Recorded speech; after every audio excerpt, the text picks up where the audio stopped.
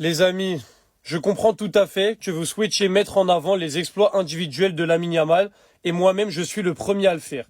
Mais s'il vous plaît, ne soyons pas hypocrites. Je vous demande juste ça. Depuis hier soir, je vois beaucoup sur les réseaux des Barcelonais qui mettent en avant les 3 trophées que Lamine Yamal a eu au Globe Soccer Awards. Et moi aussi, je suis très content pour lui. Mais il y en a beaucoup qui parlent comme si c'était un truc de fou. Ouais, il a tout raflé. C'est vraiment une dinguerie ce joueur, etc. Mais j'aimerais apporter un petit peu de nuance. Mais je suis désolé, je ne peux pas donner du crédit à une cérémonie qui a élu Messi joueur de l'année seulement 2 fois de 2010 à 2025.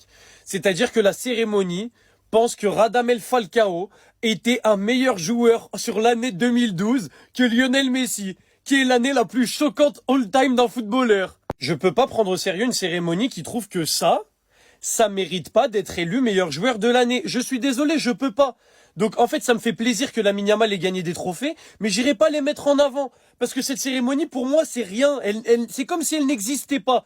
Tellement c'est une dinguerie en fait les choix qu'ils ont fait auparavant. C'est une cérémonie qui a élu en 2019 Cristiano Ronaldo meilleur joueur de l'année. Rappelez-vous Messi 2019, rappelez-vous sa campagne de Ligue des Champions, rappelez-vous le coup franc de Liverpool, etc.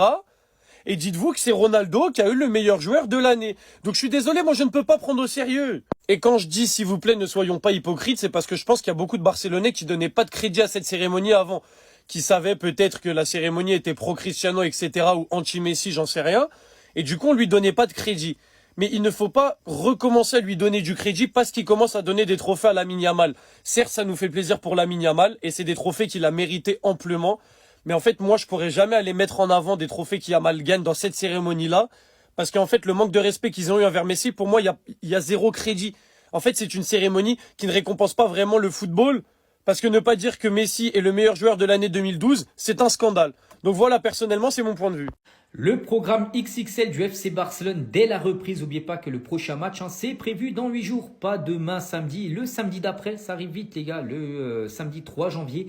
Espagnol Barcelone contre le FC Barcelone, c'est le derby. Mais pas que l'Espagnol est classé 5e contre le Barça. Ça va être très chaud, le match est classé à très haut risque. Ensuite, quelques jours après, le Barça contre l'Athletic Club de Bilbao. Ça sera la demi-finale bien sûr de la Super Coupe d'Espagne. Si tu te qualifies, la possible finale, bien sûr, le dimanche 11, bien sûr. Ensuite, le 18, les gars, ça sera un déplacement à la Real Sociedad qui sera compliqué. Ensuite, le 21, Slavia Prague, Ligue des Champions. Et le 25, le match contre Oviedo.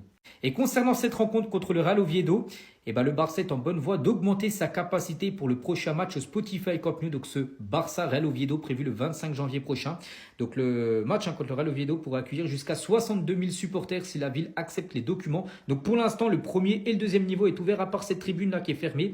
Mais on pourrait passer de 45 000 places actuellement là, dispo à 62 000 quand cette tribune-là sera ouverte. Donc il restera toujours le troisième niveau qui ne sera pas ouvert vu qu'actuellement il est toujours en travaux.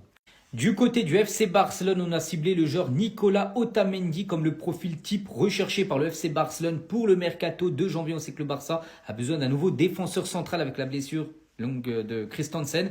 Et voilà, Otamendi, le défenseur argentin du Benfica, est le joueur parfait pour le FC Barcelone. Et à noter que du côté du Benfica, donc au Portugal, on confirme que l'entraîneur Mourinho a demandé que la prolongation du contrat d'Otamendi soit finalisée très prochainement afin bien sûr d'éviter un éventuel transfert à Barcelone.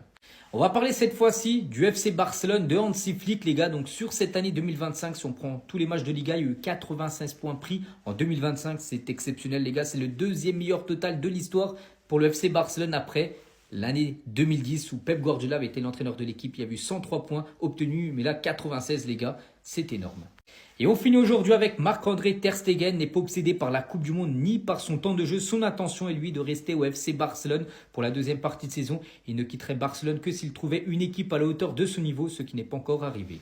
Attendez, on a eu le droit à quelques infos. Alors pour commencer, ça y est, c'est officiel. Araujo reprendra l'entraînement aujourd'hui et d'après un membre du club, d'après ses dires, on sait pas si c'est vrai à 100%, mais ça serait lui notre recrue hivernale. Non les gars, plus sérieusement, s'il vous plaît, dans les commentaires, soyez indulgents. Soyez indulgents parce qu'en soi c'est le mercato hivernal et on savait tous ici qu'on n'allait pas ramener un défenseur de ouf. Et malgré les bêtises qu'Araujo il aime bien commettre, personnellement je préfère l'avoir lui qu'on ramène un Disasi ou un truc du genre. Normalement lors de la séance d'entraînement ouverte au public aujourd'hui, Gavi et Araujo devraient recevoir une ovation de la part des supporters. Girona s'intéresse à Ter Stegen. Le club catalan a déjà fait des recherches et l'entraîneur Michel accueillerait l'arrivée du gardien de but. Mais malgré ça, Ter Stegen n'est pas pressé de quitter Barcelone. Il ne partira pas pour une équipe moins bien classée et pense pouvoir gagner une place de titulaire en Coupe du Roi et en Supercoupe s'il reste au club. Ter Stegen, la vérité, j'arrive pas à le comprendre. À la fin de saison, il y aura une Coupe du Monde. Nagelsmann, l'entraîneur de l'équipe allemande, il a été très clair. Si Ter Stegen ne joue pas, s'il n'est pas le gardien numéro 1 dans un club, peut-être qu'il n'ira pas à la Coupe du Monde. Mais lui, en fait, malgré ça, il persiste. Alors que pour jouer une compétition officielle avec l'Allemagne, il s'est battu pendant presque toute sa carrière parce qu'il était en concurrence avec Neuer. Et maintenant qu'il en a l'occasion, il veut tout foutre en l'air. Alors que là, il pourrait juste partir en prêt pendant 6 mois et ensuite il revient. Et croyez-moi, quand je dis ça, c'est même pas pour lui manquer de respect ou quoi, je dis vraiment ça pour sa carrière. Mais après, c'est comme il veut. S'il veut rester au Barça, qu'il reste au Barça. Mais actuellement, le gardien numéro 1, c'est Joan Garcia. Moi, je vous mens pas, personnellement, un Ter Stegen en tant que gardien numéro 2, ça m'arrange parce que Chesney, on sait que lui, il préfère rester sur le banc et s'allumer ses petits... Mais connaissant Ter Stegen, je sais que ce rôle de numéro 2, il va pas l'accepter. Bref, en tout cas, n'hésitez pas à me donner vos avis dans les commentaires, histoire de savoir ce que vous en pensez, et moi, je dirai tout ça. Attendez. Tout ce que j'ai à dire, c'est que je sais reconnaître un joueur qui veut aller à la Coupe du Monde quand je vois un. Parce que vraiment, les propos là, c'est trop pour moi. Je sais que c'est pour les caméras, etc. Mais ça a l'air un peu trop sincère. Ça a demandé à Gavi en interview que signifie pour vous De La Fuente, car beaucoup l'ont tenu responsable de votre blessure. Et maintenant, s'il vous plaît, écoutez ce qu'il a répondu. Non, je n'ai rien à lui reprocher, bien au contraire. Il m'a toujours fait confiance. Le jour où je me suis blessé avec l'équipe nationale espagnole, je pense qu'il m'a titularisé par rapport au match précédent. Uniquement parce qu'il avait plus confiance en moi qu'en quiconque à ce moment-là. La vérité, c'est que je n'ai que du respect pour lui et je tiens à le remercier pour la confiance qu'il m'a toujours témoigné et rien d'autre. Ces choses-là, c'est le football. Ces choses arrivent parce qu'elles doivent arriver et c'est tout. Il n'y a pas lieu de blâmer qui que ce soit. Cela aurait pu m'arriver à moi et à n'importe qui d'autre, c'est normal. Gavi, t'inquiète pas, la Coupe du Monde, tu vas y aller, y a pas de problème. Mais je t'assure qu'il y a juste à regarder le regard qu'il faisait ce jour-là. Après que tu te sois fait les croisés, t'inquiète pas qu'il y avait rien de normal. Et le pire dans cette histoire, c'est que 5 minutes avant qu'il se fasse les ligaments croisés, il avait déjà eu un contact au genou et De La Fuente, au lieu de le faire sortir, il s'est dit quoi? Non, je vais le laisser un peu plus, il a l'air d'aller mieux. Et quelques minutes après, le drame. Et bref. En tout cas, Gavi, je te le dis, c'est à cause de La Fuente, tes beaux discours, etc. Moi, j'ai pas envie de les écouter. C'est à cause de lui, c'est lui le coupable. Y'a qu'à la CAN qu'on verra ça. J'en ai marre. Commençons par féliciter l'Afrique du Sud de leur qualification. Après un match très disputé, les Bafana l'emportent. Passant par l'un des meilleurs joueurs de cette CAN qui est Foster, qui est littéralement impliqué sur tous les buts de l'Afrique du Sud, mis à part le 3e dont il était sorti. Encore une grande implication de sa part où il mettra le 2e but. Mais servira aussi de passeur pour Morimi sur le premier qui vient marquer un but de fou. Fraîchement ressemblant à celui du Cameroun hier. Juste incroyable, le gardien est resté figé. Le Zimbabwe ne s'est carrément pas laissé faire. Et ont su remonter 2 buts, notamment grâce à un but contre camp de l'Afrique du Sud. Pour venir faire ça à la fin. Nakamba qui nous joue le Neuer Prime en pleine surface devant son gardien.